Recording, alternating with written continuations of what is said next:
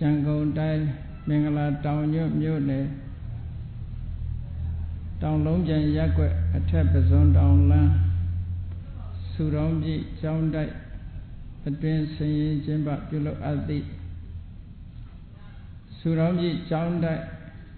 ခန္ဓဝါစကပန္တိတမဟာခန္ဓဝါစကပန္တိတအက္ခမဟာခန္ဓဝါစကပန္တိတဂုဏဝိသိဋ္ဌပူဇာနှင့်ယရဏညွန့်သုံးသက်ကျောင်းဆောင်ရေစက်ချအလှတော်မင်္ဂလာထိမ့်မှတ်ဖြစ်ရှင်ကျင်းပပြုလုပ်အပ်သည့်ဓမ္မပူဇာဓမ္မသဘင်အခမ်းအနားဝယ်ဟောကြားအပ်သောမဟာဒါနတရားဒေသနာတော်ဒီကနေ့ညဓမ္မသဘင်ခန္ဓာကိုရွှေဘုန်းတော်သခင်ရှင်တော်မြတ်ဖရာ၏မဟာကရုဏာဂုဏ်ကိုအာယုံပြုကာတိကျူဖွဲ့ဆိုအပ်သောဝန္ဒနာပနာမအာတိတဂါထာကိုရွတ်ဆိုပူဇော်ခြင်းဖြင့်စတင်ကြရအောင်ယောကပကောတိဟိပိအပမေယံကာလံကရွန်တော်တိဒုက္ခရာနိခေရံကတောလောကဟိတယာနာထောနမောမဟာကရုဏိကတတတယောနာထောဝိနိယမြာစွာတတဝါဤချမ်းသာစီးပွားလိုလားတောင်းတဂုံပေါင်းခါသည်ဖြင့်နာထမြညာခြင်းရှင်တော်မြတ်ဖရာသည်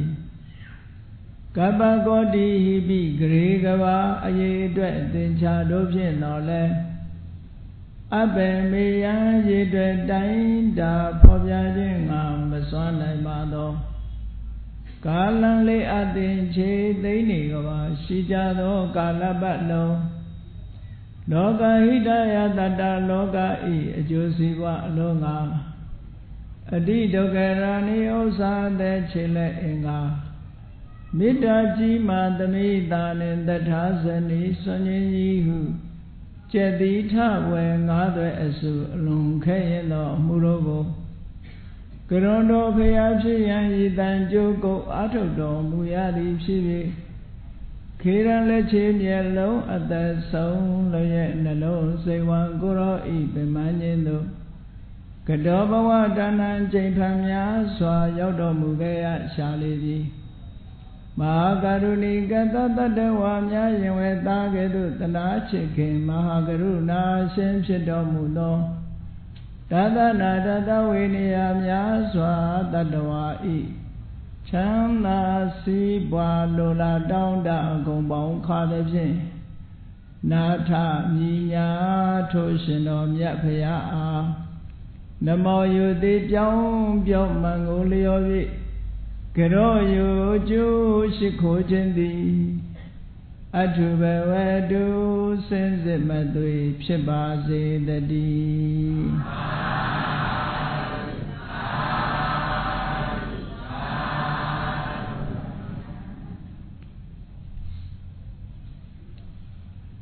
မဟာဒါနမြတ်သောအလုံး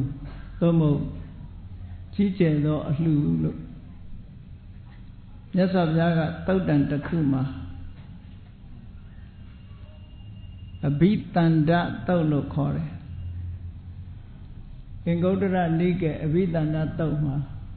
မြတ်စွာဘုရားကမဟာဒါနမြတ်သောအလှသို့မဟုတ်ကြီးကျယ်သောအလှဆိုပြီးတော့ဟောထားတာရှိတယ်ပေါ့သို့တော့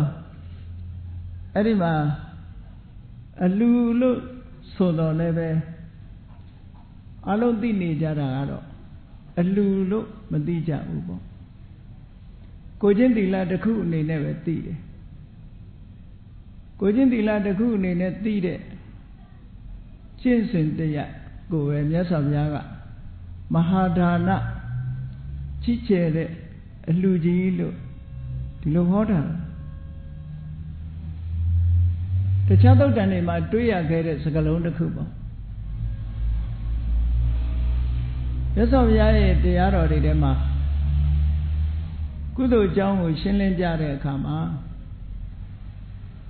လူမှုတမ်းမှုနဲ့ပတ်သက်တဲ့ဒါနကုသိုလ် လိုက်နာကျင့်သုံးဆောက်တည်ကြရမယ်သီလကုသိုလ်ပွားများအထောက်ကြရတဲ့ဘာဝနာကုသိုလ်လို့အသီးသီးဒီလိုဟောကြားပြီးတော့ထားတယ်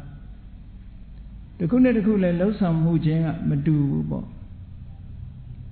ဒါနဆိုဒီမှာမိမိတဏ္ဍာမှာရှိတဲ့မိမိမှာပိုင်ဆိုင်တဲ့အရာတစ်ခုခုကိုတူတယောက်အားပေးလူခြင်း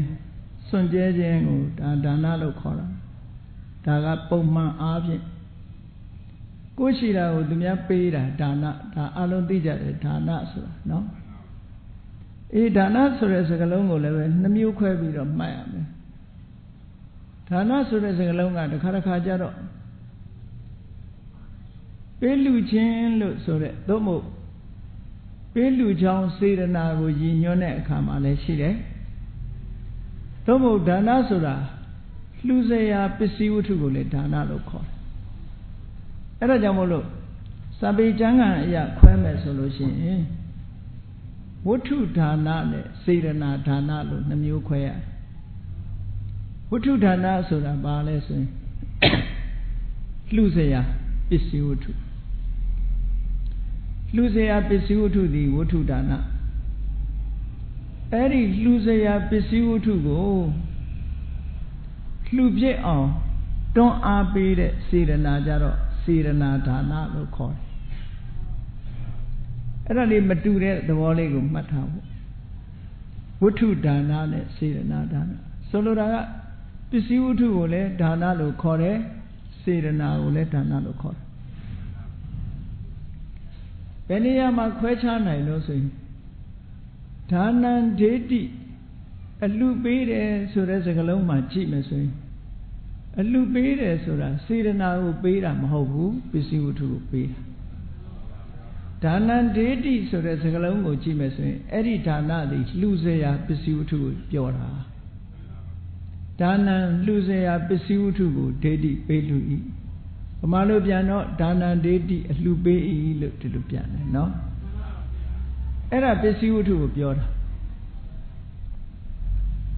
အဲ့ဒါမဟုတ်ဘဲနဲ့နောက်တနည်းကြတော့နောက်တနေရာမှာကြတော့ဒါနေနဘောဂဝါဒါနေနစွန့်ကြဲပိကံလှူဒန်းခြင်းကြောင့်ဘောဂဝါစိစိမ်ဥစ္စာကြွယ်ဝတဲ့အနေအထားမျိုးရတယ်လို့ဟောဒီစကားပြောတဲ့အခါကျတော့ဒီဌာနကစေတနာကိုကောက်ယူရပစ္စည်းဝတ္ထုကိုကောက်ယူလို့မရဘူးเนาะအဲ့တော့လူတွေရဲ့တဏ္ဍာမှာလှူစရာပစ္စည်းဝတ္ထုရဲ့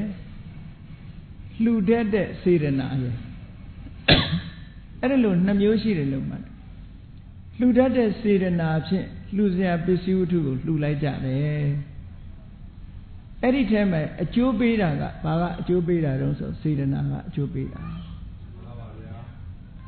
သို့တော့စေတနာကြီးတတ်တတ်ပစ္စည်းမပါဘဲနဲ့ဖြစ်သလားဆိုမဖြစ်ဘူးမှန်ပါဗျာလှူစရာပစ္စည်းဝတ္ထုကိုကြည့်ပြီးတော့လှူခြင်းတဲ့စေတနာပေါ်တာကိုအဲ့တော့ဒီနှစ်ခုကဆက်သွယ်ပြီးတော့နေတယ်အပြန်အလှန်ဆက်သွယ်ပြီးတော့နေတယ်လှူစရာပစ္စည်းဝတ္ထုကအာယုံလှူတဲ့စေတနာကအာရမဏိကစိတ်စေအဲ့တော့လှူစရာပစ္စည်းဝတ္ထုရဲ့လှူတတ်တဲ့စေတနာဒီနှစ်ခုပေါင်းစပ်လိုက်တဲ့အခါမှာအလှူထမြောက်ခြင်းဆိုတာဖြစ်လာတယ်ပေါ့အဲ့ဒီထဲမှာအကျိုးပေးတယ်ဆိုတာကြတော့ဒါနစေတနာအကျိုးပေးတယ်လို့ဒီလိုပြောရတယ်လှူစရာပစ္စည်းဝတ္ထုကိုအမိပြုပြီးတော့ဒါနစေတနာလှူတတ်တဲ့စေတနာဟာလည်းပဲဖွံ့ဖြိုးတိုးတက်လာသူ့ရဲ့ဖွံ့ဖြိုးတိုးတက်မှုအာတန်လေးလေးဒီပုဂ္ဂိုလ်ရဲ့ကောင်းကျိုးချမ်းသာရလေလေအဲ့တော့ကြီးလိုက်မယ်ဆိုလို့ရှိရင်ပစ္စည်းဝတ္ထုနဲ့စေတနာဒီနှစ်ခုဟာဘယ်သူကအရေးပါတော့ဆိုနှစ်ခုစလုံးအရေးပါတယ်လို့ပြောနိုင်တော့လဲပဲပို့ပြီးတော့အရေးပါတာအဓိကကြတာပြောပါဆိုရင်စေတနာပဲဒါကြောင့်မို့လို့ဝေလာမသုတ်တန်ကြတော့မြတ်စွာဘုရားဟောထားတာရှိတယ်လေပစ္စည်းဝတ္ထုက ကောင်းတာပဲဖြစ်ဖြစ်ညံ့တာပဲဖြစ်ဖြစ်အဓိကမဟုတ်ဘူးတဲ့နောက်ပစ္စည်းဝတ္ထုကနဲတယ်များတယ်ဒါလည်းအဓိကမဟုတ်ဘူးတဲ့အဓိကကြတာတော့မှန်ကန်တဲ့စေတနာတရားအဓိကကြတယ်ဒါကြောင့်မို့လို့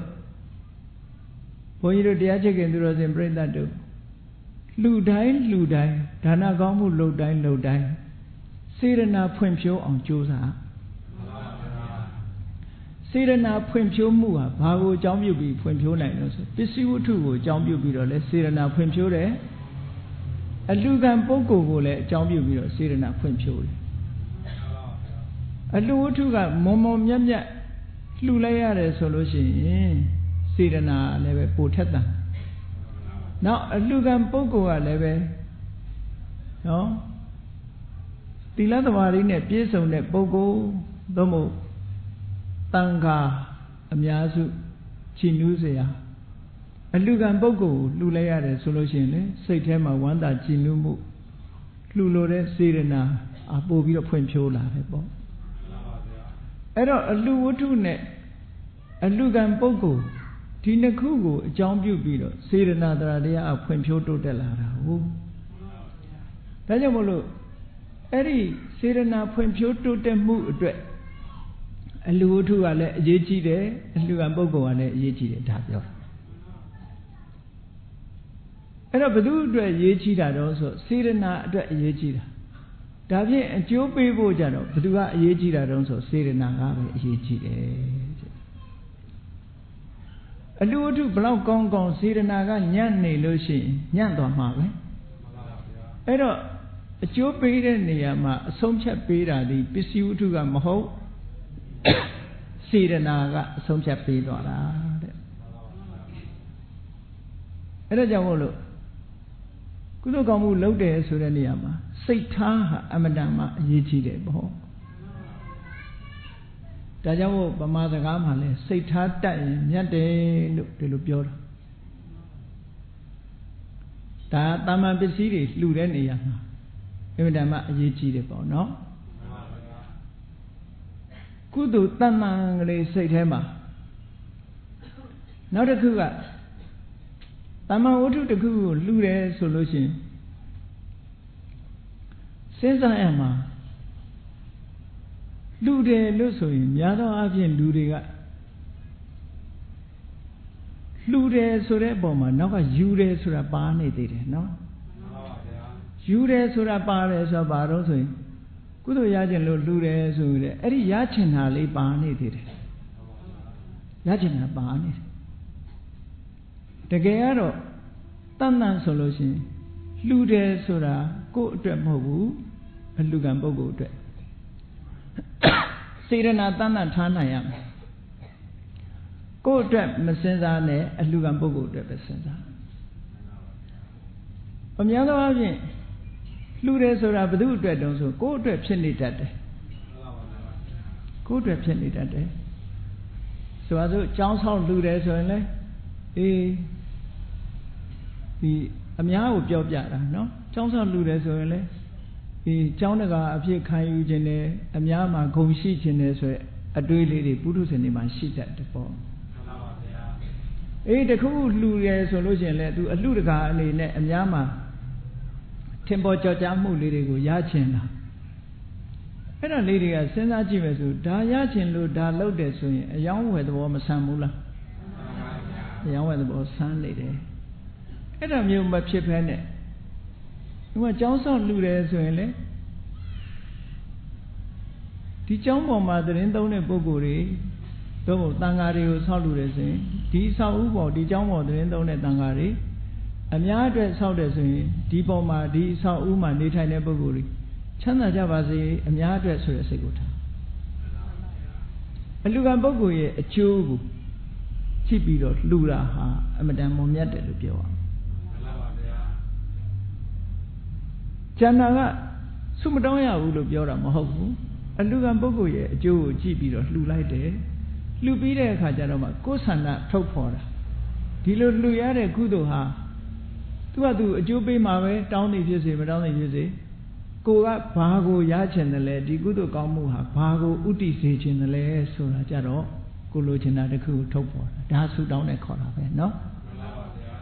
အဲ့တော့လှူကြတဲ့ကအများအတွက်ကိုလှူရမယ်အလှူခံပုဂ္ဂိုလ်ရဲ့အကျိုးအလှူခံပုဂ္ဂိုလ်တွေအပေါ်မှာမေတ္တာထားမယ်စေရနာထားမယ်ကရုဏာထားမယ်ဟောမရှိတဲ့ပုဂ္ဂိုလ်ပေးလိုက်လို့ရှိရင်အော်သူစားစရာမရှိဘူးချမ်းသာပါစေစားပါစေเนาะအဲ့ဒါလိုလှူရမယ်အေးသူငါကြွေးထားတာတနေ့ကျသူငါ့ကိုလှုပ်ပေးရမယ်ဟောဒါကြတော့အယောင်းဝယ်အယောင်းဝယ်ဖြစ်သွား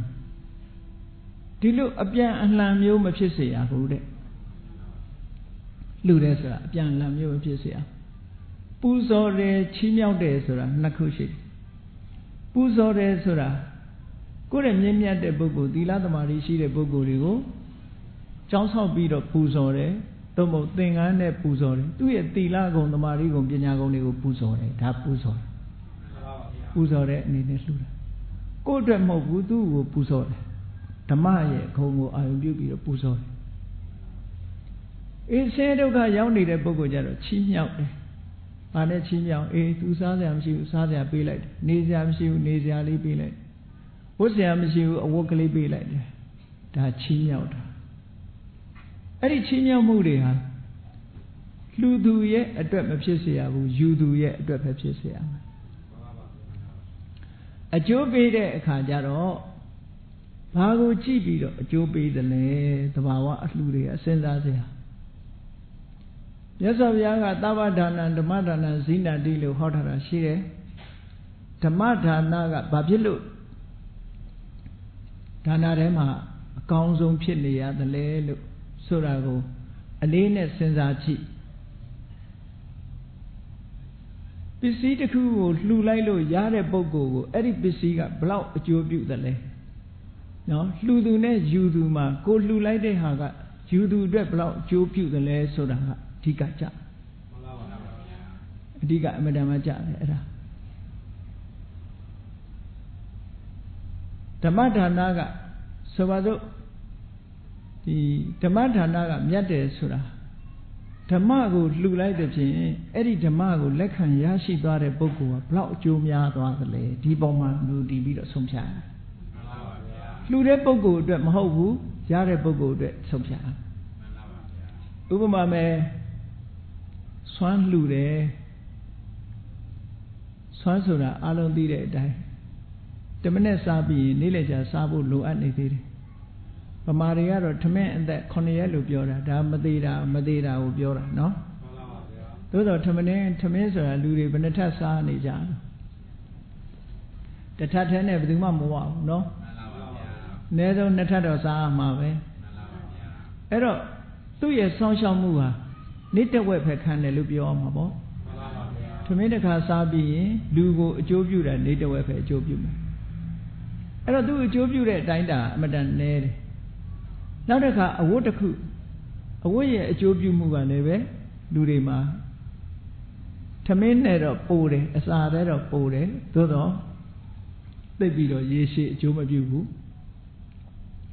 1လ2လ3လပေါ့နော်အခုလိုကျောင်းဆောင်ဦးကြီးတွေလှူလိုက်တဲ့အခါကျတော့နှစ်ပေါင်းများစွာအကျိုးပြုတယ်ဒါကြောင့်မလို့ကျောင်းလူကိုမြတ်တယ်လို့ပြောတာဘာဖြစ်လို့လဲဆိုတော့အလှူခံပုဂ္ဂိုလ်တွေပေါ်မှာအကျိုးပြုတဲ့အတိုင်းအတာမြတ်လို့ကြီးထွားလို့မြတ်တယ်လို့ပြောတာဓမ္မဒါနတရားကိုလှူတာကြတော့အလှူခံပုဂ္ဂိုလ်ဘလောက်အကျိုးပြုလဲကြည့်ရှင်အတ္တစီကရှင်သာရိပုတ္တရာမထေရမြတ်ကိုရှင်သာရိပုတ္တရာအဲ့ဒီတုန်းကတော့ဥပဋိတ္တပရပိုက်ပေါ့ဘာသာတရားနဲ့ပတ်သက်ပြီးတော့မသိသေးဘူးတရားဓမ္မနဲ့ပတ်သက်ပြီးဝေးနေသေးတယ်ရှင်အတ္တစီကတရားအလှူပေးလိုက်တယ်ယေဓမဟိတုပ္ပဘောတေတံဟိတုံတထာဂတောအကြောင်းကြောင့်ဖြစ်တဲ့တရားတွေအကျိုးတရားတွေရဲ့အကြောင်းတရားကိုမြတ်စွာဘုရားဟောပါတယ်လို့ဒီစကားလေးပြောလိုက်တာဟိုအလှခံလဲရတဲ့တရားနာလဲရတဲ့ဥပဋိတ္တပရပိုက်ရှင်သာရိပုတ္တရာအလောင်းဘလို့အကျိုးရသွားတော့ဆိုသောတာပန်ဖြစ်သွားတယ်လေရှင်အတ္တစီကယဟန္တာဆိုတော့ तू ကလှူလိုက်ရတဲ့ပုဂ္ဂိုလ် तू မှာဘလောက်အကျိုးပြုမှာတော့ယဟန္တာဖြစ်နေပြီလေသို့တော့အဲ့ဒီတရားကိုလက်ခံလိုက်ရတဲ့ ဥပတိတ္တပရပိုက်ရှင်သာရိပုတ္တရာကြတော့ကြည့်လေသောတာပန်ဖြစ်သွားတယ်ဆိုတော့နဲတဲ့အကျိုးလားအဲ့တော့လှူတဲ့ပုဂ္ဂိုလ်အတွက်အကျိုးတဲ့ယူတဲ့ပုဂ္ဂိုလ်အတွက်အကျိုးများတာဟာပို့ပြီးတော့တန်ဖိုးရှိတယ်လို့ဒီလိုမှတ်ရဒါကြောင့်မို့သဗ္ဗဒါနဓမ္မဒါနစိဏတိလို့ဒီလိုရှုတော့ကနေပြောတာနော်အခုဒီဒေသနာမှာတော့မဟာဒါနဆိုတဲ့အမည်နဲ့မဟာဆိုတဲ့စကားလုံးကမြတ်သောလို့လည်းအဓိပ္ပာယ်ရတယ်ကြီးကျယ်သောလို့လည်းအဓိပ္ပာယ်ရတယ်ကြီးကျယ်သောအလှသို့မဟုတ်မြတ်သောအလှအဲ့ဒီအလှဆိုတာဘာကိုပြောတာတုံးလို့ဆိုတော့မြတ်စွာဘုရားကငါးပါးသီလကိုပြောတာသီလကိုမြတ်စွာဘုရားကဒါနအနေနဲ့လုပ်ပြီးတော့ဟောထားတယ်ဒီဒေသနာမှာအဲ့တော့မြတ်စွာဘုရားကဘယ်လောက်ထိအောင်ဟောထားတော့ဆိုရင်မဟာဒါန5မျိုးရှိတယ်တဲ့ဒါပဲတုတ်တံမှမပါဘူးအမတန်ရှားတဲ့ဒီစကားလုံးကပိဋကတ်ထဲမှာနော်မှန်ပါဗျာအင်္ဂုတ္တထဲမှာအဘိဓမ္မာတုတ်မှာအဲဒီမဟာဒါနဆိုပြီးတော့5ခုရှိတယ်တဲ့အဲ့ဒီမဟာဒါန5ခုဟာအခင်ညကဘာဥကရေကပေါ်တဲ့အရာတစ်ခုဖြစ်တယ်အမတန်မှရှေးကြတယ်ဒီအလှကြီးဟာအမတန်မှရှေးကြတဲ့အလှတဲ့အမတန်မှအခင်ညဆိုတဲ့အဓိပ္ပာယ်ကအကတကယ်ကိုအဥအစကိုကအဥအစအမတန်ရှေးကြတဲ့အရာတစ်ခုလို့ဒီလိုသတ်မှတ်ပြီးတော့ပြောတာနော်နောက်ရတ္တညနှစ်ပေါင်းရှိခဲ့ပြီနှစ်ပေါင်းများစွာကြာခဲ့တဲ့အကြောင်းအရာကြီးတစ်ခုပဲနှစ်ပေါင်းများစွာကြာခဲ့တဲ့အရာတစ်ခုပဲလို့ဒီလိုအများကအသိမှတ်ပြုတယ်တဲ့ဝန်တင်ညတကယ်သူတော်စင်တွေရဲ့အနွယ်အဆက်သူတော်ကစင်တွေရဲ့လုံရိုးလုံစင်လို့လည်းပဲအလုံးကအသိမှတ်ပြုတယ်တဲ့ပောရဏတကယ်ကိုရှေးကြခဲ့တယ်ဒီ၅ပါးသီလကိုမြတ်စွာဘုရားကမဟာဒါနလို့ဒီလိုဟောမြတ်သောအလှသို့မဟုတ်အမတန်ကြီးကျယ်တဲ့အလှကြီးတဲ့အဲ့တော့ဘုန်းကြီးတို့တွေ၅ပါးသီလစောင့်တည်တာနဲ့ဘယ်လိုလုပ်ပြီးတော့အလှကြီးပေးနေတယ်လို့ခေါ်နိုင်တယ်လဲဆိုတာမြတ်စွာဘုရားကရှုထောင့်တစ်မျိုးနဲ့ဟောထားတာဒါနော်မှန်ပါဗျာရှုထောင့်တစ်မျိုးနဲ့ဟောထားတဲ့တရားအဲ့ဒီမှာဒီမဟာဒါနကိုဘယ်ပညာရှိကမှမပယ်ဖြဲဝံ့ဘူးတဲ့အမတန်မှရှေးကြပြီးတော့အမတန်မှကဘာဥကာလကလေးကပေါ်ပြီးတော့နှစ်ပေါင်းများစွာကြာခဲ့တဲ့အစဉ်အလာကြီးတရားဖြစ်တယ်လို့ဘယ်သူကမှမရှုတ်ချရဲဘူးတဲ့ဒီ၅ပါးသီလနော်အမတန်မှရှေးကြခဲ့တဲ့ကုသိုလ်ကောင်းမှုကြီးတစ်ခုလို့ဆိုပြီးတော့မြတ်စွာဘုရားကဒီလိုဟောတာဘုန်းကြီးတို့ဘုရားဘာသာဝင်သူတော်စင်တွေအနေနဲ့ဆိုရင်တရဏဂုံ3ပါးနဲ့ငါးပါးသီလကိုစောင့်တည်တယ်ဆိုရင်ရိုးနေကြရိုးနေသည့်အတွက်ကြောင့်တော့တစ်ခါတခါကျတော့ရိုးနေလို့ရှိရင်တန်ဖိုးထားမှမသိတော့ဖြစ်သွားတယ်မှန်ပါဗျာအလေးနဲ့မထားဘူးတန်ဖိုးမထားဘူးဆိုရင်မြင်နေကြရိုးနေတဲ့အရာတစ်ခုဟာကိုယ့်အတွက်ဘာမှထူးဆန်းမလာသည့်အတွက်ကြောင့်အကျိုးအနေနဲ့လည်းဘာမှထူးဆန်းလာမှာမဟုတ်ဘူးပေါ့မှန်ပါဗျာဒါကြောင့်မို့လို့ဒါအမတန်မှတန်ဖိုးထားရမယ့်အရာတစ်ခုဖြစ်တယ်ပေါ့ငါးပါးသီလစောင့်တည်တိုင်းစောင့်တည်တိုင်းဘုန်းကြီးတို့တွေဟာတို့ဟာမဟာဒါနကြီးကျယ်တဲ့အလှကြီးတစ်ခုလှူနေတယ်လို့ကိုယ့်ကိုတတိထားတတ်ဖို့တော့လိုတာပေါ့နော်ဒီသုတ်တန်အရာကိုယ့်ကိုတတိထားရမယ်ကြည့်လေမြတ်စွာဘုရားကငါးပါးသီလနဲ့ပတ်သက်ပြီးတော့ကမ္ဘာလောကကြီးတစ်ခုလုံးကိုကြည့်လိုက်ကိုတူတယောက်ထဲလည်းမကြည့်နဲ့အလုံးခြုံငုံပြီးတော့စဉ်းစားရာခိုင်နှုန်းနဲ့တွေ့ကဘာမှာလူဦးရေတန်း6000ကျော်ရှိဒီကနေ့ခေတ်မှာမှန်ပါပါဗျာတရိစ္ဆာန်တွေရောထက်တွက်လိုက်မယ်ဆိုအင်မတန်မှများတယ်အဲ့ဒီထဲမှာသူများရဲ့အသက်ကိုပတ်ချင်းမှရှောင်ကျင်တဲ့ပုဂ္ဂိုလ်ဆိုတာရာခိုင်နှုန်းနည်းနည်းလေးပဲရှိတယ်မှန်ပါပါဗျာနည်းနည်းလေးပဲရှိတယ်အဲ့တော့ကိုလုပ်တဲ့အလုပ်ကဘယ်လောက်တန်မိုးရှိတယ်လဲကြည့် တန်မောင်း6000နဲ့ရှိတဲ့ထဲမှာပါဏာတိပါဒရှောင်တဲ့ပုဂ္ဂိုလ်ဟာတန်မောင်း1000တောင်မရှိဘူးတန်မောင်း100တောင်ရှိချင်မှရှိမယ်နော်အေးဘုရားဘာသာတွေပါဏာတိပါဒဝေရမဏိတို့လှုပ်ထားတယ်တော့ဆိုပြီပဲလို့လွယ်လွယ်ကူကူနဲ့အနီးနားမှာရှိတဲ့ချင်းလေးတွေပါလေးတွေတော့လက်ဝါးနဲ့ဖြတ်ခနဲ့ရိုက်ချင်ကြသေးတာပဲဟိုအသေးဖွဲလေးတွေကြတော့မရှောင်မေးကြတာလေအများကြီးတချို့ကစောရကတောင်တက်သေးတယ်ချင်းတွေကိုမတတ်ဖဲနေလို့ရှိရင်တဲ့ငှက်ဖျားယောဂါတွေပါဖြစ်ကုန်မှာဆိုလို့သွေးလွန်ယုံတုပ်ကွေးယောဂါဖြစ်မှာနော်အဲ့ဒါစဉ်းစားကြည့်အစိုးရင်လွန်တာလို့ပြောတယ်ချင်းကိုတတ်ရင်သွေးလွန်တုပ်ကွေးယောဂါတို့ငှက်ဖျားယောဂါတို့မဖြစ်တော့ဘူးလားဆိုဖြစ်အောင်ပါပဲဒါဘုန်းကြီးတို့ကတခါတော့မေကွန်းထုတ်ဘူးတယ်သူတို့ကကျမ်းမာရေးရှုထောင့်ကကြည့်လို့ရှိရင်လူတွေကိုအန္တရာယ်ပေးနေတဲ့တ attva တွေကိုတတ်ရမယ်ဆိုအယူအဆတစ်ခုရှိတယ်ပေါ့အဲ့ဒါဟာဘာလဲလို့ဆိုရင် selfish idea လူတွေမှာ selfish idea ဟာအမတန်မှရှိကြတယ်ဘာလို့ဆိုလို့ရှိရင်တကူကောင်းစားရေးလုပ်တာကိုကောင်းစားရေးတစ်ခုတည်းကိုကြည့်လို့မရဘူးလောကကြီးမှာနော်အဲ့ဒီကလေးကလူတယောက်ဟာပြောကြတယ်ဒီပြည့်နေရာကြတော့ကဲ့ရဲ့ကြတယ်မဟုတ်လားဒီလူကအတ္တကြီးတယ်လို့တကူကောင်းဆန်းတယ်လို့ပြောကြတာအေးဒီလိုတိရစ္ဆာန်တွေမတတ်လို့ရှိရင်လူတွေဟာအန္တရာယ်ဖြစ်လိမ့်မယ်လို့ဒီတွေးပြီးတော့ကြောက်တဲ့အကြောက်တွေနဲ့တိရစ္ဆာန်တွေကိုတတ်မယ်ဆိုရင်ဒါမမှန်ကန်တဲ့လုပ်ရတစ်ခုဖြစ်တယ်ပေါ့ဒါကမဖြစ်ရင်လေဒီပြင်ဘက်ကဖြစ်မှာပဲဒါသူ့ပုံချလို့မရဘူးလေသူ့ပုံချလို့မရတခြားနေ့တွေရောမရှိဘူးလားဆိုပါစို့ချင်းတစ်ခုတည်းကိုပြောတာပါဒီပြင်ကောင်းနေလဲအတူတူပဲပေါ့ချင်းမတတ်ဘဲနဲ့ချင်းအောင်နဲ့အိတ်မယ်ချင်းနေပေါက်ဖွားမဲ့နေရာတွေကိုမပေါက်ဖွားအောင်မပေါက်ခွဲဖွားခင်ကကြိုတင်ပြီးတော့ထိမ့်မယ်မဖြစ်နိုင်ဘူးလားဖြစ်နိုင်တဲ့အလုပ်တွေအများကြီးရှိတယ်အဲ့ဖြစ်နိုင်တာကိုမလုပ်ခဲနဲ့ပေါက်ဖွားတာခံပြီးပေါက်ဖွားပြီးမှတတ်မယ်ဆိုလို့ရှိရင်ဒါပါဏာတိပါဒဖြစ်မှာပဲဒါတော့ပါဏာတိပါဒဖြစ်မှာပါဏာတိပါဒဖြစ်နေပြီဆိုတဲ့ဒီလူတယောက်ဟာဘု து ကိုအန္တရာယ်ပေးနေတာတုံးဆိုချင်းတွေကိုအန္တရာယ်ပေးနေတာ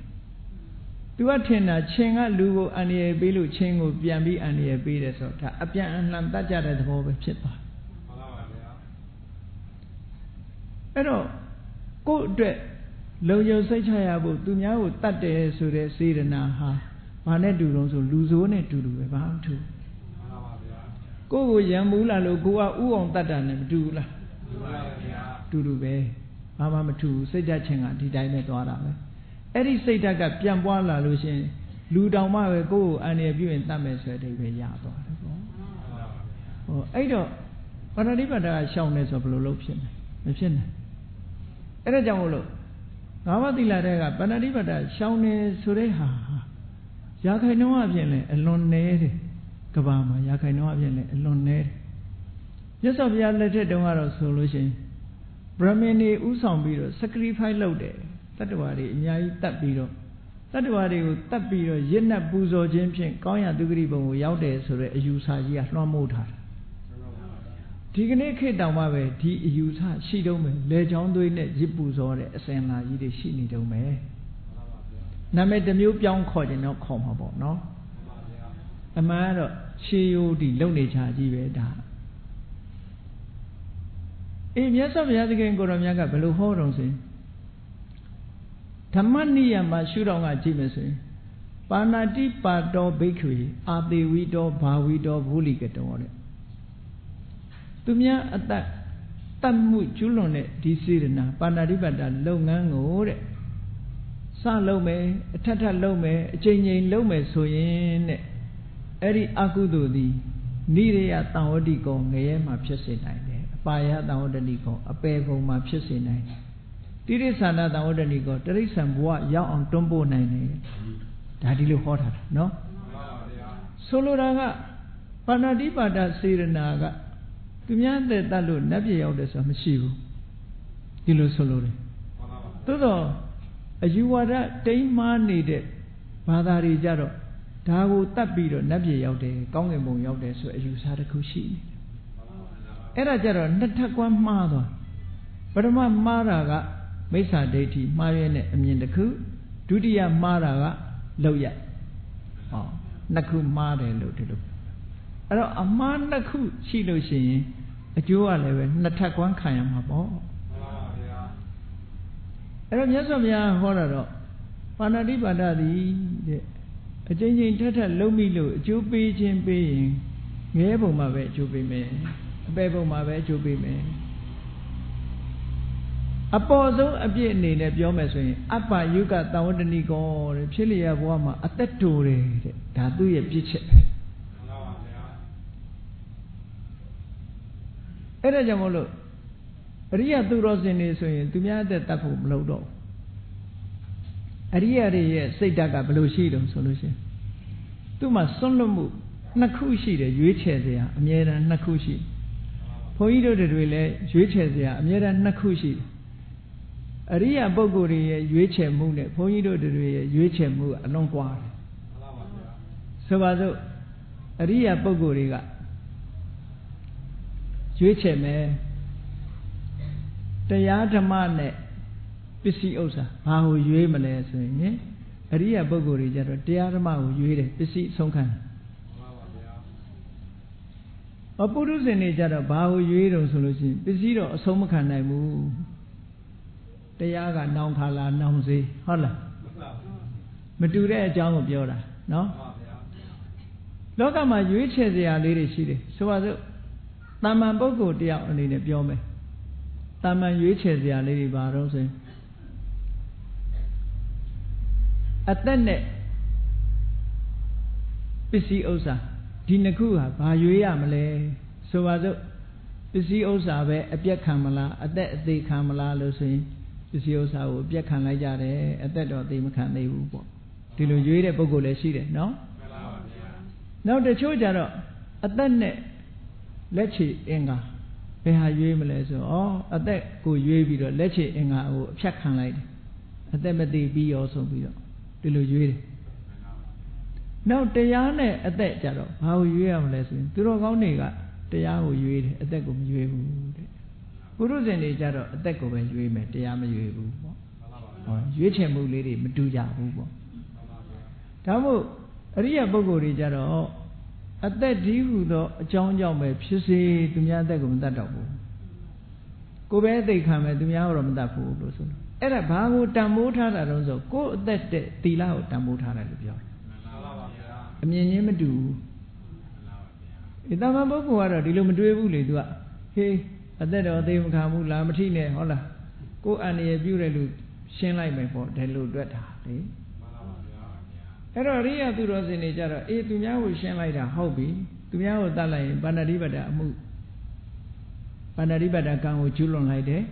ဒီကျူးလွန်လိုက်သည့်အတွက်ကြောင့်ကိုကတော့ဒီဘဝအသက်ရှင်သွားတယ်သို့သောပါဏာတိပါဒကံရဲ့အကျိုးနဲ့နောက်ဘဝကျတော့လည်းငရဲကြရမယ်တိရစ္ဆာန်ဖြစ်ရမယ်ပြိတ္တာဖြစ်ရမယ်ပြီးတော့ဖြစ်လျက်ဘဝမှာအသက်တူအောင်မယ်ဟောနောက်ဆက်တွဲလာမဲ့အကျိုးဆက်တွေကအများကြီးအဲ့ဒါတွေကိုမမြင်သည့်အတွက်ကြောင့်ရွေးရင်တရားကိုမရွေးပဲနဲ့ခုနကကိုယ်အသက်တန်ဖိုးမရှိတာကိုသွားပြီးတန်ဖိုးရှိတယ်ထင်ပြီးတော့ရွေးလိုက်တာတဲ့ဒါကြောင့်မို့လို့လောကမှာပါဏာတိပါဒကိုရှောင်တဲ့ပုဂ္ဂိုလ်နဲ့ပါဏာတိပါဒလုံးတဲ့ပုဂ္ဂိုလ်ဟာရှောင်တဲ့ပုဂ္ဂိုလ်ကအမတန်နဲပြီးလုံးတဲ့ပုဂ္ဂိုလ်ကများတယ်လို့ဒီလိုပြော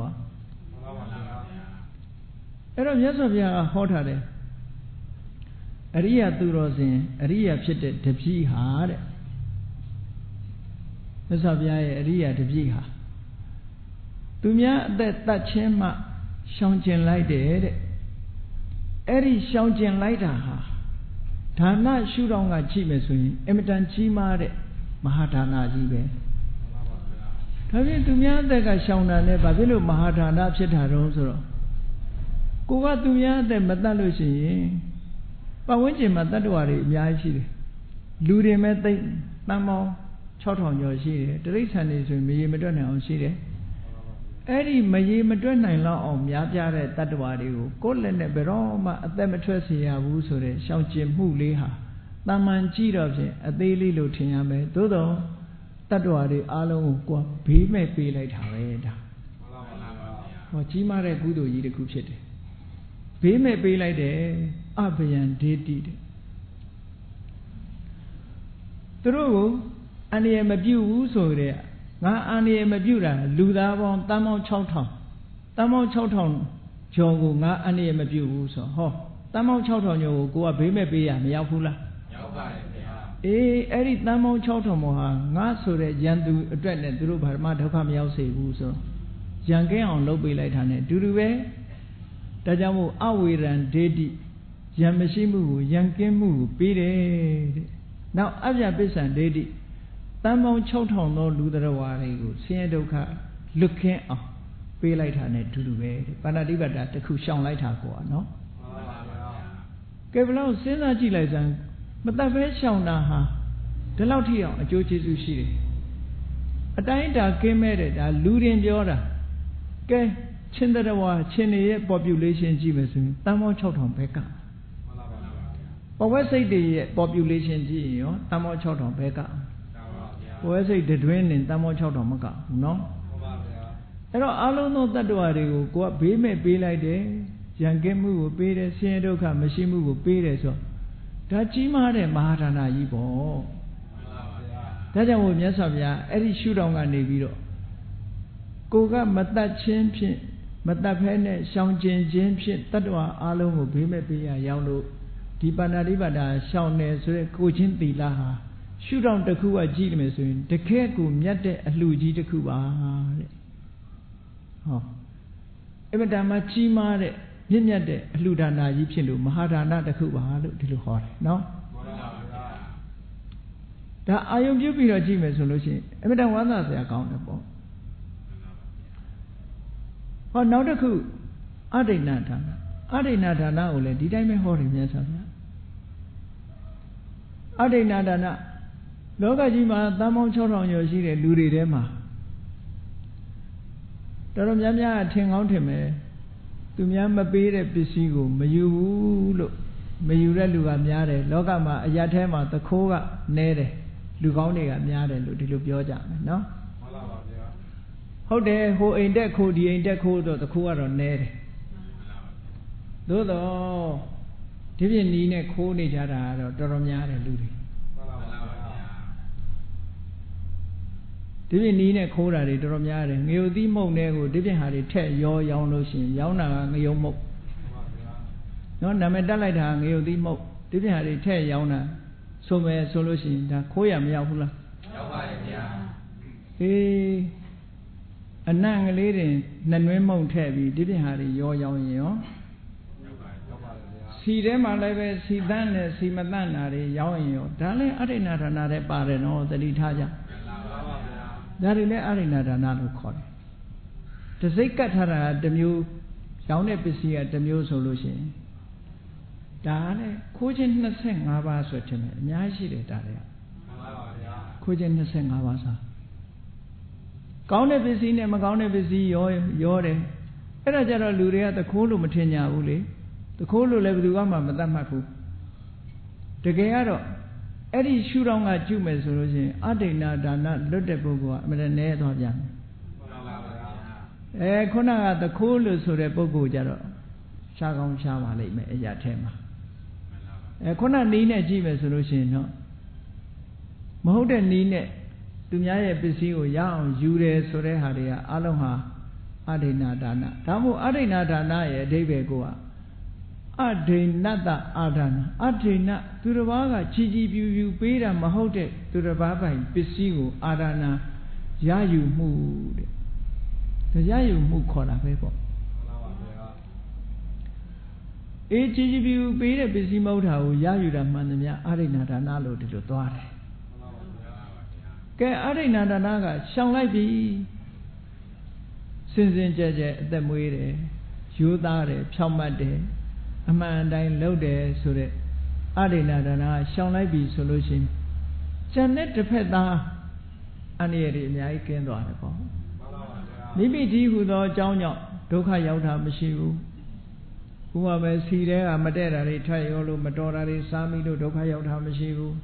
ဆေးဓုတွေရောင်းလို့ဒုက္ခရောက်တာမရှိဘူးเนาะ အမျိုးမျိုးပေါ့ခဏခေတ်မှာဆိုလို့ရှိရင်အမတန်မှဒီဟာတွေအန္တရာယ်တွေများလာတယ်ပေါ့ပစ္စည်းကိုအမျိုးစုံလောက်လာတဲ့ဟာတွေကဒါအန္တရာယ်တွေတစ်ခုဖြစ်လာတာပေါ့နော်ဟောအဲ့ဒါတွေမလုပ်ဘူးဆိုလို့ရှိရင်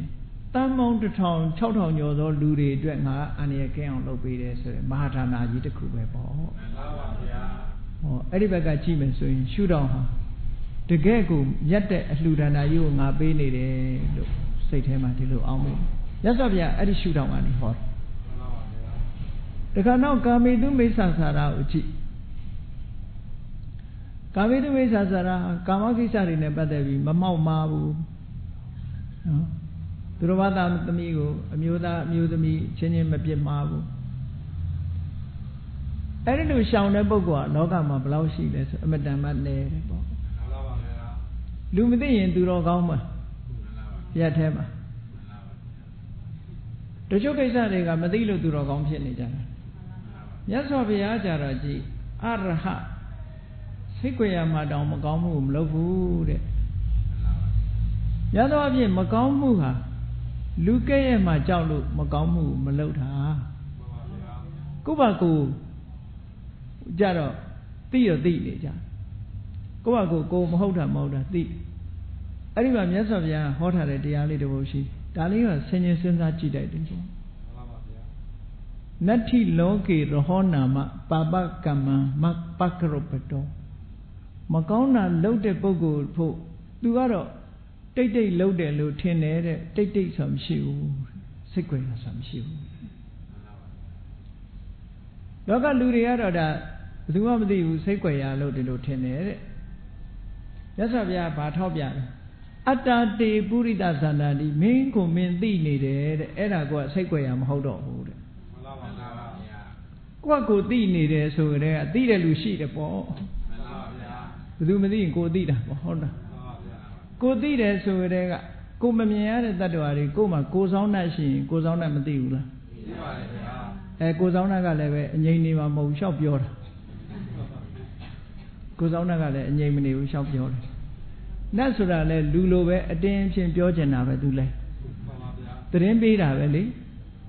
တပည့်ဆက်ကြတရားဟောတဲ့အခါကျနတ်တွေကသတင်းပေးတော့တာမဟုတ်လားမှန်ပါဗျာမြတ်စွာဘုရားတရားဟောတယ်ဆိုပထမမြေပေါ်မှာဘုံမိတ်မှန်ရှိတဲ့ဘုံမဒေဝတာဘုံမဆိုးနတ်တွေကနေပြီးတော့ဟာဘုရားဓမ္မစကြာတရားဟောတယ်လို့သတင်းပေးလိုက်တဲ့အခါကျကောင်းကင်ကနတ်တွေကကြာတော့ကောင်းကင်ကနတ်တွေကလည်းဟာဒီသတင်းရတော့တဆင့်ပြောသွားတာပေါ့ဒါမို့သတင်းဆိုတာပြန့်သွားတာပဲတက္ကမလုံးမှန်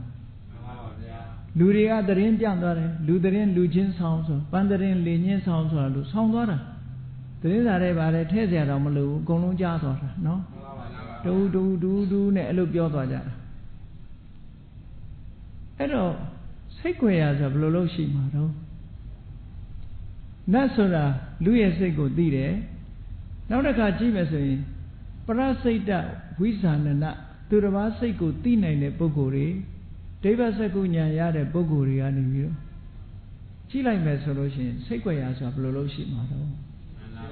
မရှိနိုင်ဘူးအဲ့ဒါကြောင့်မို့လို့အကုသိုလ်လုပ်ပြီဆိုရင်လူတွေကသာစိတ်ကြွယ်ရာလို့ထင်နေပေမဲ့လို့တကယ်ကစိတ်ကြွယ်ရာမရှိဘူးတဲ့အဲ့ဒီရှုထောင့်ကနေကြည့်လိုက်မယ်ဆိုလို့ရှိရင်လေအမတန်မှဒီကာမေတုမိစ္ဆာစာရဆိုတဲ့ဒီကိစ္စတစ်ခုရှောင်လိုက်ပြီဆိုလို့ရှိရင်တော့ကာမေတုမိစ္ဆာစာရအမှုမရှောင်ဘူးဆိုရင်မိသားစုတစ်ခုနဲ့တစ်ခုဟာမုံတီးမှုအန္တရာယ်ဖြစ်မှုဒါတွေရှိလာတယ်ပေါ့မသိလို့သာမမုံကြတာကိုသိရင်တော့မုံလာတာမှန်ပါဗျာအဲ့ဒီအန္တရာယ်ဖြစ်မှုတွေဟာရှောင်လိုက်တဲ့ပုဂ္ဂိုလ်ကတန်ပေါင်း6000သောလူတွေကြားထဲမှာဒီလိုဒုက္ခကိုမပေးတဲ့ပုဂ္ဂိုလ်ဆိုလို့ရှိရင်ဟောတတ္တဝါတွေအားလုံးလူသားတွေအားလုံးကိုအဘယံဒေတိဘေးမဲ့ပေးတာ ਨੇ မတူဘူးလားမှန်ပါဗျာကိုကျင့်တဲ့အကျင့်ဟာအများကိုဘယ်သူမှအနှောက်အယှက်မဖြစ်လို့ဘေးမဲ့ပေးရဆင်းရဲဒုက္ခချမ်းသာဆင်းရဲဒုက္ခကင်းရချမ်းသာမှုကိုပေးတယ်ရန်ကင်းမှုကိုပေးတယ်ဆိုတဲ့မဟာဒါနကြီးတစ်ခုပါပဲတဲ့မြတ်စွာဘုရားနောက်မုဒ္ဒဝါဒဒီလောကမှာမုဒ္ဒဝါဒရှောင်ကျင်တယ်ဆိုတာအလွန်နဲ့တယ်မှန်တာပြောရင်ပဲသူက အနေတခုလို့ဖြစ်လာတော့မှန်တာပြောရင်လင်္ကာချောတယ်လို့မပြောဘူးမူသားမပါလင်္ကာချောလို့သာပြောတာနော်အဲ့တော့မှန်တာပြောရင်လင်္ကာမချောဘူးပေါ့လင်္ကာချောအောင်မှန်တာမပြောနဲ့ဆိုတဲ့အဓိပ္ပာယ်ရတယ်မူသားမပါလင်္ကာမချောတဲ့ဒီဆိုဘယ်သူကစလှုပ်ထားတယ်တော့မသိနည်းနည်းလေးအလိမ်အညာလေးအပေါ်စီလေးထည့်လိုက်တယ်မှာအဟုတ်လို့ထင်ကြတာလို့ဆိုလို့လက်လဘယူတဲ့ကိစ္စနဲ့ပတ်သက်ပြီးတော့အထက်ကရာဆရာကြီးဖွင့်ထားတာရှိတယ်အေးလောကမှာပစ္စည်းတစ်ခုရဖို့လက်လဘရဖို့ဆိုတဲ့အကျင့်မှာဘာနဲ့တူတုံးဆိုလို့ရှိရင်နှုတ်ကနာထမင်းထဲမှာတဲ့လက်ညှိုးလေးကိုထောင်ပြီးတော့အဲ့ဒီလက်ညှိုးလေးနဲ့တဲ့ထိုးပြီးတော့ပြန်နှုတ်လိုက်လို့ရှိရင်ထမင်းကလက်ကတ်ထားလေးလောက်ပဲရှိမယ်ပါလာမှာမဟုတ်ဘူးတဲ့မှန်ပါပါဗျာဆိုလိုတာကရိုးဖြောင်းနေရင်ဘာမှမရဘူးလို့ပြောတာရိုးဖြောင်းနေတဲ့ပုဂ္ဂိုလ်ကဘာမှမရဘူးရိုးကြီးသွားလို့မရဘူးခုခေတ်ကပြောကြတယ်လေဒီလူကတဲရိုးတာဟုတ်တဲရိုးတာရိုးလို့ရှိရင်တော့အဲ့တော့လူတွေကကန့်ကွက်ကြရှုတ်ချကြကဲအဲ့ဒီလက်ညှိုးလေးကိုနည်းနည်းလေးကောက်လိုက်မယ်ဆိုလို့ရှိရင်နှုတ်ကနာကဲကြီးပါမလာဘူးလားအဲ့ဒါလိုပဲတဲ့နည်းနည်းလေးကောက်မှပစ္စည်းရရတယ်အဲ့တော့နိဗ္ဗာန်ကြတော့တဖြောင်းနေလို့မှရကောက်လို့မရအဲ့နိဗ္ဗာန်သွားတဲ့လမ်းနဲ့ဒီလောကလမ်းနဲ့တခြားစီဖြစ်လက်ကလေးနည်းနည်းကောက်လိုက်တာနဲ့တပြိုင်နက်နှုတ်ကနာလေးပါလာတယ်လက်ထဲမှာဖြောင်းပြီးတော့ပြန်နှုတ်လိုက်လို့ရှိရင်မပါလာဘူးအဲ့ဒါလိုပဲလောကမှာမူသားမပါလင်္ကာမချောလုပ်ပြီးတော့နည်းနည်းလေးတော့အပူလေးထည့်ပြောမှပို့ပြီးတော့အဆင်ပြေတယ်လို့ထင်လာတဲ့အခါကျတော့လောကလူတွေမှာမူသားမပြောတဲ့လူကမရှိသလောက်ဖြစ်လာမူသားမပြောတဲ့လူကမရှိသလောက်ဖြစ်လာငယ်ငယ်တုန်းကဆရာတော်ဘုရားကြီးပြောတာကြားဘူးတယ်ရှိဆရာအနေနဲ့ပြောတာပါဆရာတော်ကြီးကရှိဆရာအနေနဲ့ပြောပြီမယ်လို့အလွန်မှတ်သားစရာကောင်းတယ်နော်မှတ်သားစရာလည်းကောင်းတယ်တတိထားစရာလည်းကောင်းတယ်ပေါ့ဒါတတိပေးတဲ့အနေနဲ့ပြောတာလည်းဖြစ်မယ်အေးမူတဝါဒကျွလွန်တဲ့ပုဂ္ဂိုလ်တွေဟာတဲ့စကားမပြီးဘူးသွားမညီဘူးငယ်ငယ်ရွယ်နဲ့သွားတွေကျိုးတယ်တို့ဘာတို့ပေါ့နော်အပြစ်တွေပြောတော့ဆရာတော်ဘုရားကြီးကဘာမိတ်ရှိတုံးလို့ဆိုအေးကွာတဲ့မူသားပြောလို့သွားကြိုးရမယ်ဆိုရင်ဓမ္မဂတိကတွေတစ်ချောင်းမှရှိမှာမဟုတ်တော့ဘူးအဲ့ဒါဓမ္မဂတိကတွေကိုတတိပေးလိုက်တာပဲမမကန်ကန်ဟောဖို့တတိပေးတဲ့သဘောပေါ့နော်အေးမူသားပြောလို့သွားကြိုးမယ်ဆိုရင်ဓမ္မဂတိကတွေတစ်ချောင်းမှရှိမှာမဟုတ်ဘူးအဲ့တော့ဘုန်းကြီးတို့တွေလည်းဒါစဉ်းစားကြည့်စရာအရက်ထဲမှာဒီအကုသိုလ်ဆိုတာအခုလို့ခုကြိုးပေးတာမှမဟုတ်တာကိုအရက်ထဲမှာမူသားစကားပြောလို့သွားကြိုးရမယ်ဆိုရင်တော့သွားဆိုင်ဆိုင်ကလူတွေတတိဖြစ်နေကြသွားတစ်ချောင်းတစ်သိန်းကျော်နှစ်သိန်းတန်နေ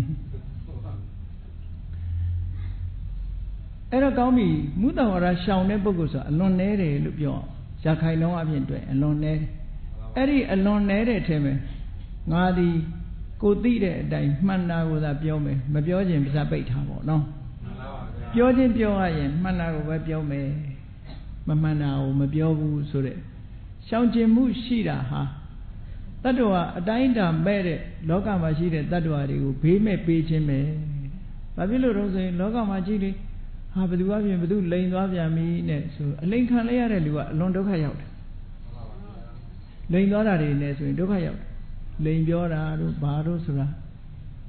ဒါမျိုးတွေကနောက်ပိုင်းအလိန်ပေါ်လာတဲ့အခါကျတော့စိတ်ဆိုးစရာတွေရံဖြစ်စရာတွေဖြစ်လာကြတယ်ပေါ့အစတည်းကမလိန်ဘူးမှန်တာပဲပြောတယ်ဆိုတော့တူးနဲ့တူးယုံကြည်စိတ်ချရတဲ့ပုံကိုယ်တွေဖြစ်လာတဲ့အခါကျတော့ဟောအနေရကင်းတာပေါ့ဒါကြောင့်မို့မူတဝါဒကရှောင်ခြင်းဟာလည်းပဲတတ္တဝါတွေကိုဘေးမဲ့ပေးရရောက်ပါတယ်တဲ့မဟာဒါနတစ်ခုပါပဲလို့ဒီလိုဟောတာဟောနောက်တစ်ခုကဘာတော့ဆိုရင်သူရမေရယမစ္ဆပမာဒဋ္ဌာမူရစေဝါအယက်သေးစာမတော့စားခြင်းဒါလည်းလောကမှာဒီမူရစေဝါနဲ့ခင်းတဲ့ပုဂ္ဂိုလ်အရက်ထဲမှာတော့ဟာဒီလူကဘိန်းဆွဲနေတာတို့ဒီလူကအယက်သမားတို့ဆိုတာဒီရှုတ်ချကြပြီမလို့အေးရှုတ်ချတာနော် လောကမှာအရက်သမားတွေကလည်းဂုံရှိနေတာတွေရှိတာပဲအရက်မှာနိုင်ငံခြားအရက်မှာတောက်တာတို့အရက်ထဲအရက်တောက်ပြီးတော့ရှောက်ပြောတဲ့လူလောက်တာအရက်သမားလို့သတ်မှတ်တာဟုတ်အဲ့တော့တကယ်အဖိုးတန်တဲ့အရက်တွေတောက်နေတဲ့လူကြတော့အရက်သမားလို့မသိကြဘူးပေါ့ဘယ်သူပဲတောက်အရက်အရက်မူရစေဝါမူရစေဝါအဲ့ဒီမူရစေဝါတောက်စားခြင်းကနေတောက်စားနေရတဲ့နဲ့ဘာဖြစ်လို့လူကြီးလူကောင်းဖြစ်ရနော်လောကလူတွေရဲ့ဒီမမျှတမှုပေါ့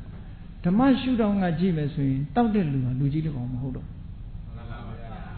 ဒီတချို့ကပြောသေးတယ်ဒီအများနဲ့ကြတော့ဒါလေးမပါလို့မဖြစ်ဘူးပေါင်းတင်ဆက်ဆံရေးမှာဒါလေးကပါအောင်မှာလျှော့ဈေးတွေတွက်တာလေပေါင်းတင်ဆက်ဆံလို့မဖြစ်ဘူးဒါမပါလို့ရှိရင်အလုံးမဖြစ်ဘူးနဲ့ဆိုပြီးတော့အလုံးဖြစ်အောင်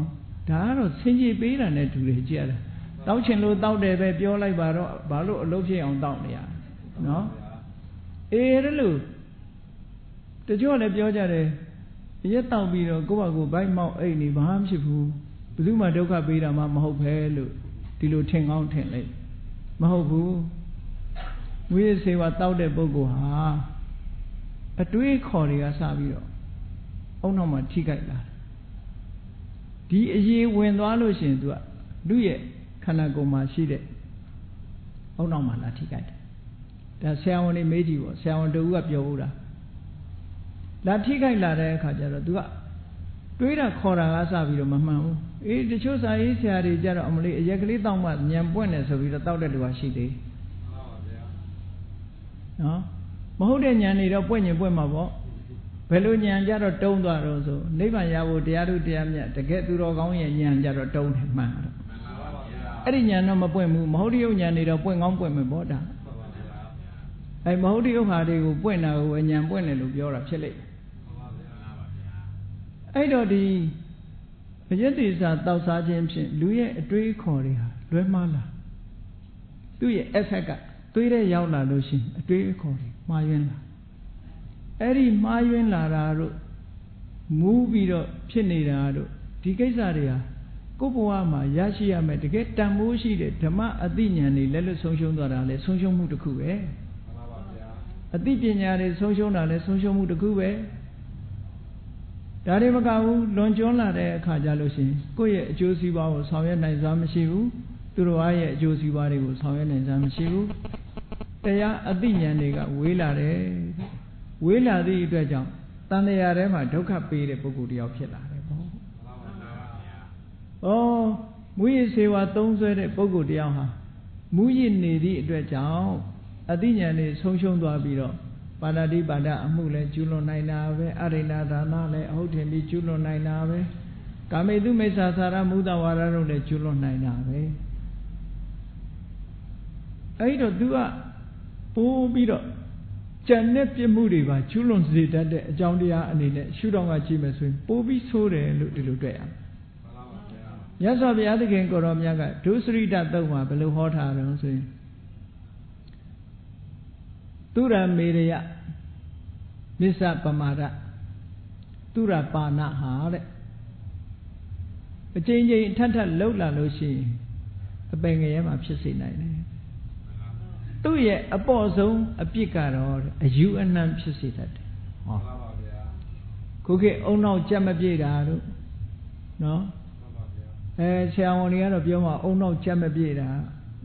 ဘာတွေချိုရင်းတို့ဘာလို့ပြောရင်ပြောမှာပေါ့နော်အဲ့ဒီလိုချိုရင်းတာကိုကကံတရားပဲကန့်ညောင်ချိုရင်းသွားတာမဟုတ်သူများမှာမချိုရင်းမဲ့နဲ့ကိုယ်ချိုရင်းတယ်ဆိုတော့ကန့်ညောင်ပေါ့အဲ့ဒီလိုဟာမျိုးတွေဖြစ်တတ်တယ်တဲ့ဘဝမှာဒါကြောင့်မို့သူရမေတွေကရှောင်လိုက်တာနဲ့တကြိုင်နဲ့ပိုင်ဝန်းတွင်အတွက်ပတ်ဝန်းကျင်အတွက်အေးချမ်းသာယာမှုဘေးရန်ကင်းမှုကိုပေးရရောက်ပါတယ်တဲ့ဒါကြောင့်မို့မဟာဒါနတစ်ခုပါလို့ဟောဒီသုတ်တံမှာဒီလိုဟောတာအဲ့တော့မဟာဒါနမြတ်သောအလှူတွေတို့လှူနေရတယ်လို့စိတ်ထဲကဝမ်းသာစရာအလွန်ကောင်းတယ်ပေါ့ဒီမှာမြတ်စွာဘုရားကငါးပါးသီလကိုမဟာဒါနလို့ဟောထားတာဟာဒီမဟာဒါနဆိုတဲ့အယူဆခုမှပေါ်တာမဟုတ်ဘူးတဲ့ဟုတ်ရှိတုန်းကတည်းက တကယ်သူတော်ကောင်းတို့ရဲ့အဆက်အနွယ်ကဘာဥကာလကပေါ်လာတဲ့အရာဖြစ်သည့်အတွက်ဘယ်ပညာရှိကမှမပယ်ဖြစ်ဘူးတဲ့ဟောဒီ၅ပါးသီလဒီကိုချင်းတရားတွေဟာပယ်ဖြစ်ရမယ်ကိုချင်းတရားတွေမဟုတ်ဘူးအဲ့ဒီကိုချင်းတရားတွေဟာအလွန်ကြီးမားတဲ့အဘယဌာနမြတ်သောအလှဌာနကြီးဖြစ်ပါတယ်တို့ဟောဒီလိုဟောခဲ့တာအဲ့တုတ်တာအဲ့ဒါတွေမကဘူးမြတ်စွာဘုရားကဒီ၅ပါးသီလကရှောင်တယ်ဆိုတဲ့ဟာတဲ့ပုံညာဘိတန္တ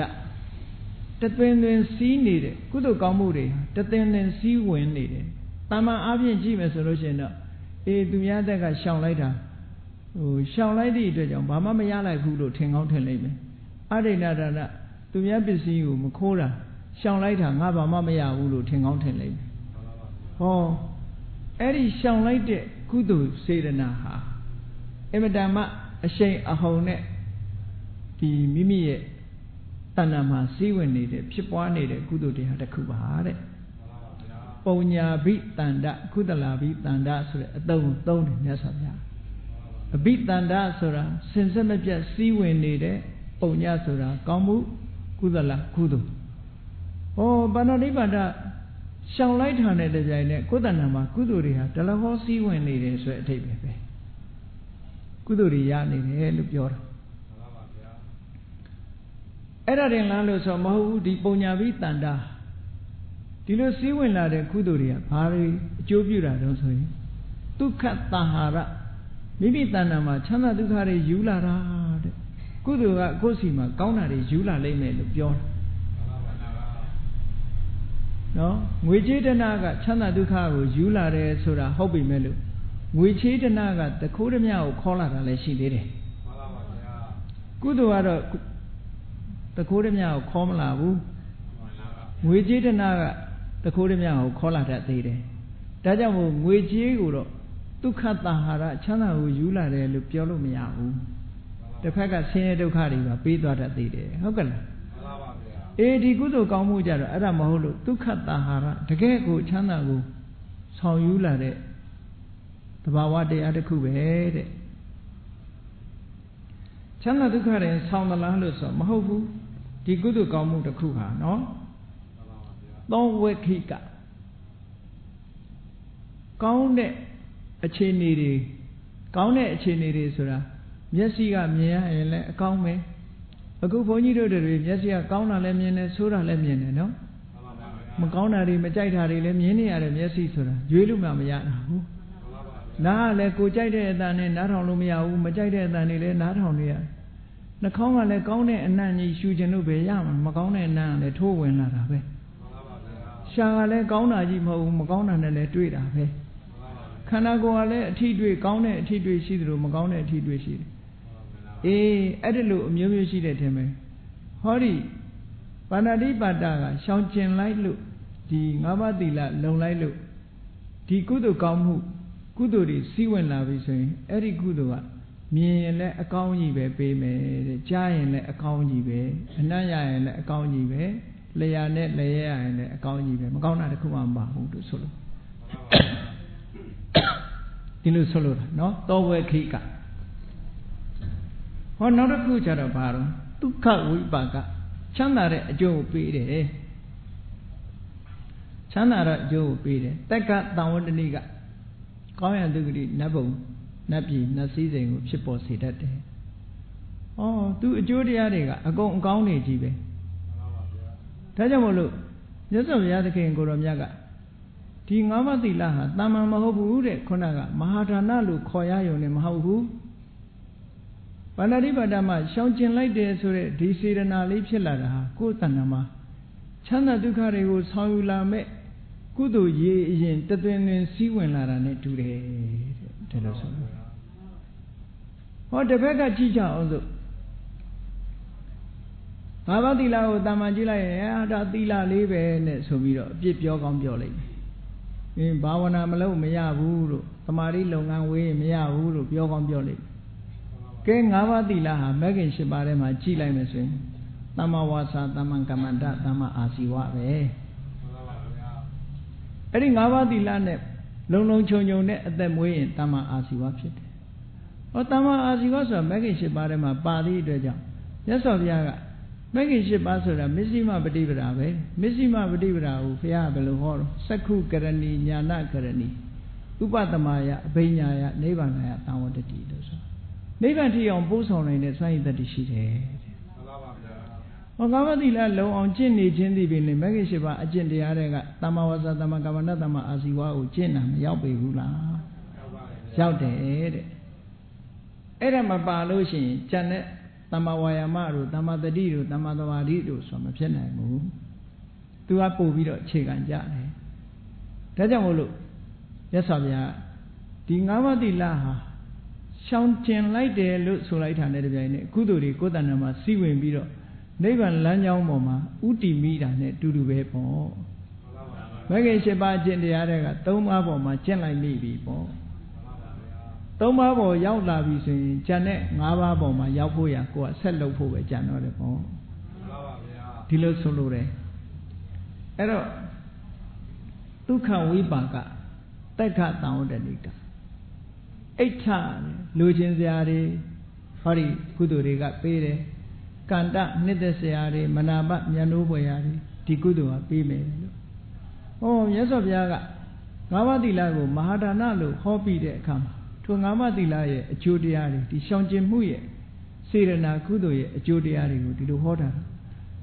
အလွန်အားရစရာကောင်းတာပေါ့အလွန်အားစရာကောင်းရှင်းဆရာတွေကဟောကြတယ်ဆုံးမစာတွေပေးကြတယ်ငါးပါးသီလကိုခါဝပစိုးကဲ့သို့မြဲရမယ်တဲ့ဟောဒီလိုပြောတာမှန်ပါဗျာအင်မတန်မှလိုအပ်တဲ့အရာဖြစ်လို့ဒီလိုဟောတာအခုဒီသုတ်တံမှာကျတော့မြတ်စွာဘုရားငါးပါးသီလကိုပဲမဟာဒါနမြတ်သောအလှကြီးကျယ်မြင့်မြတ်တဲ့အလှဒါနကြီးတစ်ခုလို့ဒီလိုဟောတယ်မှန်ပါဗျာဟောငါးပါးသီလနဲ့အတူဘာကိုထည့်ဟောသေးတုံးဆိုတော့မြတ်စွာဘုရားကတကယ်ကိုမပြတ်စည်းဝင်နေတဲ့ကုသိုလ်တွေဆိုတဲ့ထဲမှာတရဏဂုံ၃ပါးလဲပါတယ်တဲ့မြတ်စွာဘုရားကိုကိုးကွယ်ရလို့စိကပ်ပြီးဆိုရင်စိကပ်တယ်ဆိုတဲ့ကုသိုလ်စေရနာဟာကုသိုလ်အားလုံးမိမိတဏ္ဍာမှာစည်းဝင်လာဖို့ရအတွက်လမ်းဖွင့်ပေးတာဖြစ်သောကြောင့်ကုသိုလ်အရင်ဟာစည်းဝင်လာတယ်လို့ဒီလိုပြောတာနော်မှန်ပါဗျာတရားကိုကိုးကွယ်တယ်သံဃာကိုကိုးကွယ်တယ်ဒီကိုးကွယ်မှု၃ရဟာလည်းပဲကုသလာဘိတန္တပုံညာဘိတန္တစီးဝင်လာတဲ့ကုသိုလ်တွေကိုယ်တဏ္ဍာမှာစီးဝင်လာတဲ့ကောင်းမှုတွေပဲလို့မြတ်စွာဘုရားဒီလိုဟောတာအဲ့တော့တရဏလို့ဆိုတဲ့နေရာမှာတရဏဆိုတဲ့စကားတရဏဂုံလို့အလုံးကသိကြတဲ့တဲ့တရဏဆိုတာဘာကိုပြောတာလဲဆိုရင်ဘေးရန်အန္တရာယ်အဆိုးတွေကိုဖယ်ရှားပြစ်နိုင်တဲ့စွမ်းအားရှိတဲ့အရာလို့ဒီလိုဆိုလို့တယ်ဗမာလူကကိုးကွယ်ရလို့ပြန်မိမဲ့လို့သူ့ရဲ့စကားလုံးအဓိပ္ပာယ်ကဖယ်ရှားပြစ်ခြင်းဘာကိုဖယ်ရှားတာတော့ဆင်းရဲဒုက္ခတွေကိုဖယ်ရှားပြစ်တယ်အဲ့တော့ဆင်းရဲဒုက္ခတွေကိုဖယ်ရှားပြစ်တာတွေကဘသူတွေကဖယ်ရှားတာတော့လို့မေးလို့ရှိရင်ဖရာတရားတန်ခါယရဏသုံးပါတဲ့ဖယ်ရှားပြစ်နိုင်တယ်ဒါဖြင့်ဖယ်ရှားပြစ်တာဘယ်လိုပုံစံနဲ့ဖယ်ရှားပြစ်တာတော့လို့ဆိုတဲ့အခါမှာကြည့်မြတ်စွာဘုရားကတတ္တဝါတွေကိုကောင်းကျိုးချမ်းသာတွေရဖို့အတွက်ကုသိုလ်ကောင်းမှုတွေကိုလုပ်ဖို့မကောင်းကျိုးတွေလွတ်ကင်းဖို့ရအတွက်အကုသိုလ်တွေကိုရှောင်ဖို့ဆိုတဲ့ဆုံးမဩဝါဒပေးတယ်အဲ့ဒီဆုံးမဩဝါဒအတိုင်းလိုက်နာမယ်ဆိုရင်တတ္တဝါတွေကြာရောက်မဲ့ဘေးရန်တွေမကြောက်တော့ဘူးမကြာရောက်တော့ဘူးဆုံးမဩဝါဒပေးပြီးလမ်းညွန်ပြခြင်းဖြင့်တတ္တဝါတွေတဏ္ဍာမှာကြာရောက်မဲ့ဘေးရန်အနေတွေကိုဖယ်ရှားပြစ်တယ်လို့ဒီလိုပြောတာနော်အဲ့တော့ဖယ်ရှားပြတယ်ဆိုတာဘာနဲ့ဖယ်ရှားတာတော့ဘုရားကဘာနဲ့ဖယ်ရှားတာတော့ဆိုတရားနဲ့ဖယ်ရှားတာပေါ့ဆရာဝန်တွေကယောဂလူရဲ့တဏ္ဍာမှာဖြစ်တဲ့ယောဂကိုကုတယ်ဆိုတာသူ့လက်နဲ့ကုတာမှမဟုတ်တာဘာနဲ့ကုတာဆေးနဲ့ကုတာဆေးမတိုက်ရင်ပျောက်မှာမဟုတ်တာအဲ့တော့မြတ်စွာဘုရားကလည်းဒီတတ္တဝါတွေကိုဘေးရန်အန္တရာယ်ကဖယ်ရှားပေးတယ်ဆိုတာတရားနဲ့ဖယ်ရှားပေးတာပေါ့ဒီတရားကိုလိုက်နာကျင့်သုံးခြင်းဖြင့်ဘေးရန်အန္တရာယ်တွေလွတ်ကင်းနိုင်တယ်ဆိုပြီးအဲ့ဒီတရားကိုညွှန်ပြတာအဲ့တော့မြတ်စွာဘုရားကညွှန်ပြခြင်းဖြင့်ဘေးရန်အန္တရာယ်ကနေလွတ်အောင်လုပ်တယ်တရားဓမ္မကြတော့ညွှန်ပြတဲ့အတိုင်းလိုက်နာကျင့်သုံးခြင်းဖြင့်ဘေးရန်အန္တရာယ်ကလွတ်စေတယ်ဒါကြောင့်မို့တရဏလို့ခေါ်တာတန်ဃာတွေကြတော့ဘာဖြစ်လို့တရဏခေါ်တော့ဆိုလို့ချင်းအေးတန်ဃာကုံကိုအာယုံပြုပြီးတော့ လူတွေကကုသိုလ်ကောင်းမှုလုပ်လိုက်မယ်လက်ဥကလေးတစ်ချိန်ခြိလိုက်မယ်ရှ िख ိုးလေးတစ်ခါတစ်ချိန်တစ်ခါလေးဥနှိမ်ပြီးတော့ရှ िख ိုးလိုက်မယ်ဟောပစ္စည်းလေးပါလှူဒန်းလိုက်မယ်ဆိုလို့ရှိရင်အမတန်ကြီးမြတ်တဲ့အတိုင်းအတာကင်းမဲ့တဲ့ချမ်းသာဒုက္ခတွေကိုရရှိသွားနိုင်တယ်ပေါ့မှန်ပါပါဗျာအဲ့ဒါလို့ရရှိစေတာဟာဘာကြောင့်ရရှိစေတာတုံးဆိုတန်ဃာတွေကျင့်သုံးတဲ့ကိုချင်းသိလားမှန်ပါပါဗျာဆိုပါစို့ရေဝါစာကောင်းတဲ့မြေထဲမှာတစ်ပင်လေးတစ်ပင်စိုက်တယ်အသီးနှံပင်လေးတစ်ပင်စိုက်တယ်ပေါ့တရေပင်လေးတစ်ပင်စိုက်လိုက်တယ်စိုက်လိုက်တဲ့အခါကိုစိုက်တာတော့တစ်စီတည်းပဲဒါပေမဲ့လို့နှစ်စဉ်သီးပေးတာကတောင်းချီထောင်ချီတောင်းချီသီးတာမှန်ပါပါဗျာတစ်နှစ်တည်းလည်းမဟုတ်ဘူးเนาะနှစ်ပေါင်းများစွာသီးတယ်အဲ့ဒါဘယ်သူကပေးတာတော့ဆိုဒီမြေကောင်းရေကောင်းကပေးတာပဲပေါ့မှန်ပါပါဗျာအဲ့ဒါလိုပဲတန်ဃာကိုလှူလိုက်လို့ရရှိတယ်ဆိုတာတန်ဃာကိုပေါ်မှာပြိုးလိုက်တဲ့ကိုယ့်ရဲ့ကုသိုလ်စေတနာဟာထပ်တလဲလဲအသီးပွင့်နေတယ်ဆိုတဲ့အဓိပ္ပာယ်ကိုပြောတာပေါ့မှန်ပါပါဗျာအဲ့ဒါလို့သီးပွင့်မှုကိုရရှိစေတာဒါတန်ဃာရဲ့ဂုဏ်ပဲပေါ့အဲ့ဒါလို့သီးပွင့်မှုကိုရရှိစေခြင်းဖြင့်အပင်ငရဲတို့ဆင်းရဲဒုက္ခရောက်ရမယ့်အနေအထားတွေကိုဖယ်ရှားပြလို့တန်ဃာကိုလည်းတရဏလို့ခေါ်တာမှန်ပါပါဗျာအဲ့ဒီတရဏလို့ခေါ်တဲ့ယရဏ၃ပါးကိုကိုယ်ွယ်စည်းကပ်တဲ့စိတ်ဓာတ်လေးကတရဏခမနအဲ့ဒီစိတ်ဓာတ်ကလေးကဒါကုသိုလ်စိတ်ဓာတ်ကလေးပေါ့နော်မှန်ပါပါဗျာအဲ့ဒါလို့ဒီလိုကုသိုလ်စိတ်ဓာတ်ကလေးဖြစ်လာတာဟာတာမန်ကုသိုလ်မဟုတ်ဘူးတဲ့ပုံညာဘိတန္တကုသလာဘိတန္တဒါကိုအကြောင်းပြုပြီးတော့ကုသိုလ်တွေကိုယ်တဏ္ဍာမှာမပြတ်စည်းဝင်လာနိုင်တယ်လို့မြတ်စွာဘုရားကဒီသုတ္တံမှာဟောတာမှန်ပါပါဗျာအဲ့တော့ဘုန်းကြီးတို့တွေတရဏဂုံ၃ပါးနဲ့တကွာ၅ပါးသီလကိုခံယူဆောက်တည်ခြင်းဖြင့်မဟာဒါနဆိုတဲ့ကြီးမြတ်တဲ့အလှူဒါနကြီးကိုတို့တွေပေးရတယ်လို့စိတ်ထဲမှာအဲ့ဒါလို့အာယုံပြုရမယ်အဲ့ဒါလို့အာယုံပြုလိုက်မယ်ဆိုလို့ရှိရင်ကိုဟာအမတန်ကြီးမားတဲ့အလှူဒါနကြီးဖရာအစုစုချီးမွမ်းတော်မူတဲ့အလုပ်ကိုလုပ်ပြီးလုပ်ရမြမကမဂ္ဂင်၈ပါးအကျင့်တရားလို့ဆိုတဲ့လမ်းကြောင်းပုံတို့တွေတက်ရောက်နေကြတာပါလားလို့စိတ်ထဲမှာဝမ်းမြောက်ဝမ်းသာဖြစ်ဖို့လိုအပ်တယ်ဒါကြောင့်မို့တရားချစ်ခင်သူတော်စင်ပြိဿပေါင်းတို့သည်တရဏဂုံသီလကိုစောင့်တည်ကြတဲ့အခါမှာတာမန်အနေထားနဲ့မဟုတ်ဘဲနဲ့မိမိစောင့်ထိန်ထားတဲ့၅ပါးသီလပဲဖြစ်စေအလေးနဲ့စဉ်းကျင်စဉ်းစားပြီးတို့တွေဟာမဂ္ဂင်၈ပါးအကျင့်တရားထဲမှာခြေတလန်းဝင်နေတာပဲလို့စိတ်ထဲမှာဝမ်းသာအားရဖြစ်ပြီးတော့မိမိတို့သီလကိုစင်ကြင်တဲ့စင်ကြယ်အောင်ကျင့်ကြံကြိုးကုပ်ဝါများအားထုတ်နိုင်ကြပါစေကုန်သတည်း